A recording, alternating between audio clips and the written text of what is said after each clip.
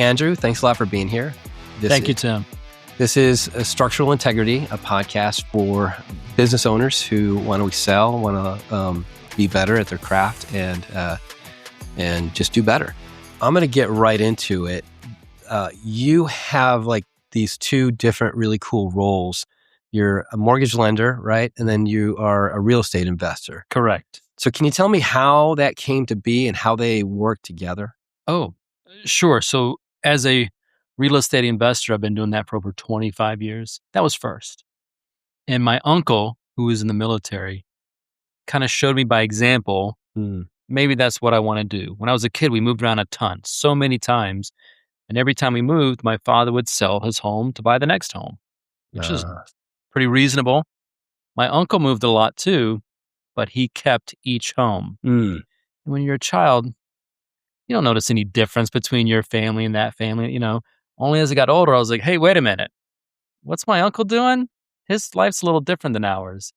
And that's what gave me the inspiration to become a real estate investor. So as soon as I got out of the military, I bought my first home. Now, years later, a mortgage lending company recruited me, and they didn't even do investment properties. I never thought that my career could help me be a real estate investor. But now that I work where I am, I've been in it for about 15 years. It absolutely has assisted with me being a successful investor. So those are the two ways I got involved with them. Very cool. So to piggyback off of that, the first investment strategy, I saw you a couple of years ago at an event. You were talking about your methodology, and I think you have something you call the 5-year assumption method. Can you talk about that a little bit? And I think at that time you had been doing your thing for 11 years. And so now we're a couple of years past that. How does that work? What's your idea? What's your sweet formula, I guess? Yeah. So I felt like now that I can analyze it from the rear, right? When I got out of the Marines, I had $4,000 in my name. So if I took $4,000 and put it into the stock market, like let's say it doubles every 10 or so years, what would I have today? Like, I don't know, 40,000. Don't get me wrong. That's totally great. I would love to have everybody would love it, right? But real estate allows you the opportunity to take a small amount of money and leverage it into a larger asset. So while a $5 stock will grow at a certain percentage over time, a $50,000 home will grow that same percentage. So your growth method is higher. But there's some math here, some basic math. But over time, I've learned that holding your property for 5 years allows your property to grow over time, and the mortgage gets paid down while it's appreciating. It doesn't always appreciate, right? But over time, it usually does. So 5 years of appreciation and 5 years of your mortgage going down gives you enough equity that you can leverage that property for even more properties later. How did you come up with the 5-year? Is that just you just crunched the numbers and that's what it came up to? Yep. I mean, don't get me wrong, Tim. Like, I don't do this on my own. Like, I go to other real estate investors and, hey, what are you doing? How are you doing that? And sometimes they're doing it better than me. So yeah, I've stolen a couple things from some other investors out there for sure. Right. So there might be some influence about what other people have told me, but over time, I've just written it down, taken notes, like, oh, okay, so this is the sweet spot for us. And 5 years seems to be the right number for most scenarios. That's really cool. And then to dovetail that into being a former Marine, you're not a former Marine, actually. It's okay. You're fine. So you're also taking advantage of the VA loan aspect of that too, right? So how does that work? Yeah. So the VA loan specifically is only for my primary home. I cannot use that to outright buy an investment property. Right. However, I can use it to buy my primary home, live in it for 1 year. That's what the VA requires you. And then after the 1 year, I can move out of my VA loan property and buy another VA loaned property. I see. I can have multiple VA loans at the same time. And the benefit of a VA loan is? No down, the lowest interest rate you can have, and no PMI. If you don't know what that is, it's okay, but it helps your mortgage payment be lower. Very cool. They may not be able to get as good health benefits, Tim, but they can get us into debt. Yeah. Right. Okay, you spent time in the Marines and in the corporate world, and many people like what I call fluff. I see it in the marketing world too. But obviously, in the military, fluff is the area that actually gets people killed. So, what do you do to avoid that and to stay on point in anything you do? Let me give you an industry example. So in my industry, there's two very big complaints that most people will report. The first complaint is I can't hear from my loan officer. They're not calling me. I never talk to them. And the second one is they keep asking me for the same things over and over again. Hmm. So mainly, I just try to stay with good communication with people and then be organized. And that takes up, Tim, a ton of time. Hmm. But if you can be organized and have a good routine for it, now I can focus on other things. For me, the passion here is that I will always be a loan officer. I will always be some type of an investor. Hmm. Okay. So I wake up thinking about it. I think about it on the weekends. It might be hard for me to describe it as love. Hmm. People love what they do sometimes, but I'm very passionate about what I do. Hmm. So if you have something that you feel very strongly for, usually helps your thoughts to be very laser focused. And then knowing my industry helps me make sure that I'm doing the right things to have effective um, customers. Like Sure. I want to have efficient processes so my customers feel like they are valued. So I hope that answers your question. Yeah, no, that's great. So, follow-up question is with respect to efficiency and organization, are there any platforms or tech stack items that you maybe use daily that you might suggest other people use? Oh, I'm so old fashioned in this. So no. And don't get me wrong, like maybe there is something that a loan officer can do, but we have compliance. Mm, We can only do certain things. Like I can't store somebody's social security number in an unsecured sure. app, right? So we have to have a process in place that is airtight, that is encrypted, and that limits us in some ways. But honestly, just having a good internal system that your company has for you Hmm. significantly helps. Hmm. If I was a beginning loan officer, I probably couldn't work where I'm working. Mm, I would not produce enough. And now that I'm at a certain place, I interview for here, and they have the systems that can support somebody doing a considerable amount of business. mm. That's where all those systems come into place. The company already has it. Right. So, do they have like a CRM and Hmm. a full-scale communication system Yeah. with SMS and all that kind of I mean, stuff? this might sound weird, but we are the first AI Freddie Mac approved lender in America. Wow. So you can hit enter on our application and it says you're approved. And the underwriters aren't allowed to touch it. AI already hit it. Wow. And Freddie says, hey, this sounds good. You guys have a good process. We will buy that. So in theory, you can be clear to close in minutes. Amazing. And this is for like, if anybody's out there, oh, I didn't want to, if you're W-2, you have a boring life, you should be easy anyway. So now you finally have a place that it can be very easy. So yes, they've spent lots of money on their platforms and processes, and our ownership and management are very vested in tech, which means I don't have to know it. They just create it and I just use it. That's cool. What about the investment side? Oh, there probably is something there too, Tim, but honestly, I'm a one person investor. So I go walk the home. Hmm. I go create my budget. I make sure that the offer is in place. Hmm. Now, if I'm a big, huge institution and I've got all this money behind me, it's different. But for me, on one, I just have some folders on my computer Hmm. and I've got an Excel spreadsheet. I just created it myself. So nothing big tech savvy on that side. Okay, so talking about walking the home, when you're getting ready to buy a home, are there any, with respect to construction and structural integrity, are there any red flags, any things that, any stories that you have where you said, you know what, this is a no go for me? Oh, sure. If it's a move-in ready home that doesn't need any work, it's a no-go. Hmm. So I'm an investor, right? I'm buying properties that are in a challenged state. This is what Buffett does. He finds companies that are undervalued, that might be improved upon. This is what we look for in the real estate investing world. Hmm. I can go on the MLS and buy a move-in ready home, but I need 20 or 25% down to buy that home. And it's at the maximum price. Like there's a real estate agent, hey, here's the maximum amount that you'll get for this home. I'm paying full offers. Like I just can't make that work. The homes that I buy, they can't go on the MLS.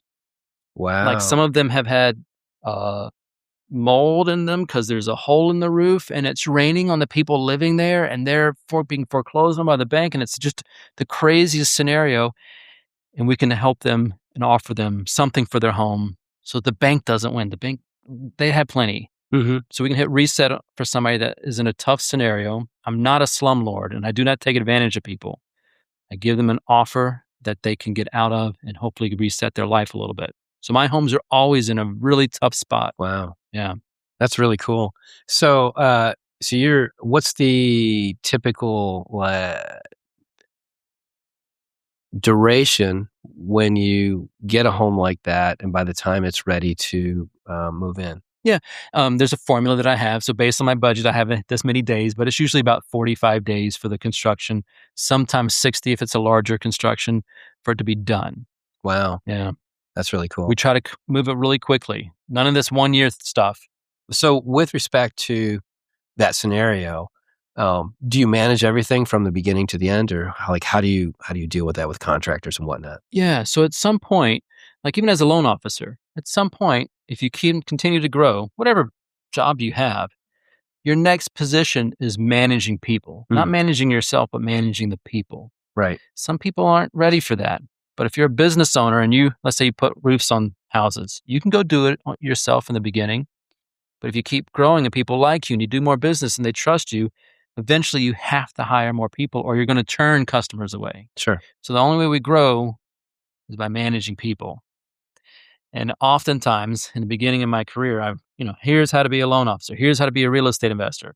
Well, now I'm reading, here's how to lead people. Here's how to be. So it's a different shift.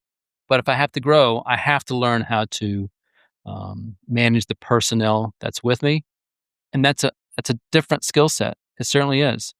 So, to follow up on that, all your time in the Marines, is if there's anything that the military has done, they've taught us to be a leader from the beginning. So what takeaways from the military do you think, affect your mindset currently? Oh, don't get me wrong, Tim. There's lots of things that are really important. But most of them, if you're in the military, like, it's not really that important, is it? Like, it's raining. Who cares? Like, we'll still make closing. Don't worry about it if you can't find your pay stub. So most of the time, people are like, wow, you're really calming. Like, yeah, it's not really at the end of the day, we'll get the job done. In the military, it's life or death. It's a completely different stress Hmm, level. So it's really helped me manage expectations with people and to make sure they have the right view when they're going through a loan or getting a project done, get it done right. mm, And when that comes, when we're completed, everybody will be happy. And in 5 years, you won't know if it took one day longer, right, but we will absolutely know if you did a terrible job. We'll know that for a long time. right. So I keep it nice and simple. Nothing's extreme. It's all hard work. I don't want to diminish that, but the military really helped my viewpoint about what's important. Yeah, that's really cool. Agree on that. I'm gonna switch gears a little bit and talk about, social media. Hmm, Even though you say you're not a techie, you do have a good presence on social media. thank you. And I think you've done a lot of long form videos on YouTube. You have this one thing called, I think, the Drew 2 that you Hmm, just started, mhm. but 2 minutes of financial wisdom. I guess my question with that is, I love that 2 minutes is the sweet spot for attention, and how. Uh, the reason I love that is because I'm willing to listen for 2 minutes, That's right. right? And so there's a there's a little bit of wisdom just in that by itself with respect to being concise. Mhm. So, why don't you talk about that for a minute? I also feel like, hey, I'm a loan officer, I'm a real estate investor. I wouldn't be doing these things unless I enjoyed doing them. I'm not going to shoot an hour-long video. It's just not me. I don't even have the attention span to even do that. So the only thing that I'm doing is what I want to do. Sure. I throw a little cigar thing every quarter because I'm already having cigars with my buddies anyway. So we just opened it up. So these 2-minute videos, yes, there is a business purpose for it for sure, but Mm, I'm not getting crazy with it. I'm just not into that. So I keep it short for my attention span. Yes, other people's too, but it's mainly for me. That's mhm, really, really comes mhm. from. So you do Yeah. post regularly, Hmm. on social media, especially I think I see you on Facebook and Instagram maybe? Um, there's a lot of people, I mean, lending is not there's not a whole lot of prettiness in lending except for the house, right? So, I mean, for me, Mhm. I don't post a lot. Um, there's got to be a stretch there somewhere. Okay. You know who told me about social media? Hmm. Snoop, like Really? Snoop Dogg. Wow. Like I've met Snoop. Hmm. It was really cool. I was more impressed than I thought it would be. Hmm. And Snoop is a multimedia person now. Mm-hmm. And if you follow Snoop on social media, it's like goofy, goofy, goofy, goofy, goofy. Oh, and here's my cereal. Goofy, goofy, goofy, goofy, goofy. Oh, Right. and don't forget about my show coming up. So his is about being fun and staying engaged more than him selling his brand. I mean, it Right. is part of his brand, Right. but it is more about being fun. So I really try to make sure that, again, I only want to put things on there that I have fun doing. Hmm. So most of my stuff is kind of silly and goofy and a little bit humorous. Hmm. And every once in a while, I'm like, oh, don't forget I'm a loan officer. Right. Don't forget I'd love to buy a home if you have one. That's cool. So that's where I got it from. Are you familiar with Gary Vaynerchuk? No, uh-uh. So he's a big media personality, does a lot of social media education. And he has this book out called Jab, Jab, Jab, Right Hook. Hmm. And the theory behind it is the 3-to-1 principle. You give, and then you ask. Not necessarily, it doesn't have to be systematic like that, but, like your Drew too, you're giving wisdom away, you're giving your personality away, and then every once in a while you ask. And that, when we watch TV, it's the same thing. You have 45 minutes of content and then 15 minutes of ad. Mm-hmm. Same thing with Facebook. Every fourth scroll is an ad. And so I think that's a really good approach in general. And I'm glad that you're doing it, because there are a lot of people who are. I mean, let's face it, we're in the social media world, and there's no getting away from it. And in my opinion, if you're not using it, you're really not being as effective as you can be. There's a piece there, like, if you're not getting anything out of it, you will stop doing it. Mm.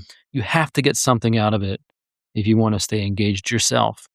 So, yeah, anybody because in real estate, people run real estate groups, separate groups, and sometimes I just do it for free. I'm like, hey, man, I love to see you be around here for the next 3 or 4 years. You got to get something out of it, Mm. or else you're going to get burned out. So the same thing on social media. Like, there is a business purpose for it, but it's easy to get caught up in all the comparisons and competition of it. And I just like to have fun with it myself. Sure. That's what I get out of it. I like doing it too. Yeah, that's cool. The question was, you're a top 1% producer, but you don't do that by happenstance. You do that because you have systems and processes in place, like you were saying before, hiring good people. So what do you do to make sure that you have A players in place? And what mistakes have you made in the past where you've had to regroup? How many hours do we have here? I mean, this can be like an all day discussion, right? So here's what I would say. Um, being a business person, it's a grind. Mm. You have to be consistent at it. Like, if you are not consistent, if you're inconsistent, that means that your business will do this a lot, which Right. can be okay. But I like for my business to grow over time and continue to grow.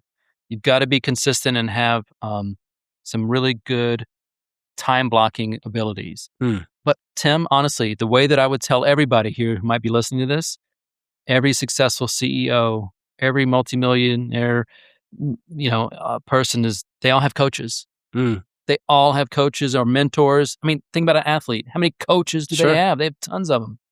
Get a coach. I've done through several coaching programs. Each one is done, hey, do it this way, try this. They've given me different things. Yeah. And I couldn't be where I am today without other people coaching me and guiding me through the process.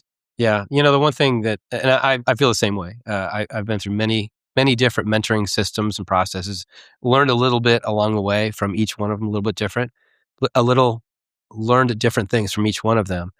And, when you get your mindset past the cost of having a coach, the value is exponential. Mm-hmm. Just not even the ROI, just the personal value you're going to get because you're growing as a person. And so that's one of my, I love that idea. Coaches are great. Yeah. And like your podcast here, is this going to cost anybody anything? No, right? You can view your podcast. That's why the internet's so great. I mean, don't get me wrong, there's a lot of bad information too. Sure. But you can find, if you're beginning, you can find a really good free coaching system online. You just watch the videos, trying to get sold on it. You can find some really good stuff. And that's why these podcasts work so well. So I hope everybody continues to watch what you have. Sure. Yeah. Well, the one mindset behind the coaching idea is what I hear often is I'm paying for speed, right? I want to pay to learn what I'm not going to learn through the free program. So, unfortunately, we're in a capitalistic society. So if you want something, you're gonna have to pay for it. In my humble opinion, whether that's your time, your talent, or your money. Yeah. If you're somebody that just starts out that has no money, you can do it online for a little bit. But For sure. the minute you've got some space, you'll see. If you pay just for a little bit, you'll get some return out of it. Absolutely. Yeah, very cool. Well, this has been really good. So I do have one follow-up last question for you. What does structural integrity mean to you? Oh, you mean besides like the house thing, like the foundation and the beams? Because this is in lending, structural integrity is a very important piece of what the house sits on. I mean, like, Sure. we actually have to have inspections for it, multiple different ways of checking the structural integrity of a home to figure out if it can lend on it. And the lending is a protection for the buyer, right? Right. These can all be metaphors, I guess. Yeah. So it can translate it to your personal life. Absolutely. But yeah, without the foundation, it's really hard to keep the upstairs and the tower growing. If you're going to grow, you've got to have structural integrity on any part of your life. Family, finance, fun. Sure. You can have some structure to your fun, right? So that's what it means to me. Awesome. Thanks a lot. Appreciate it, Andrew. Thank you, man.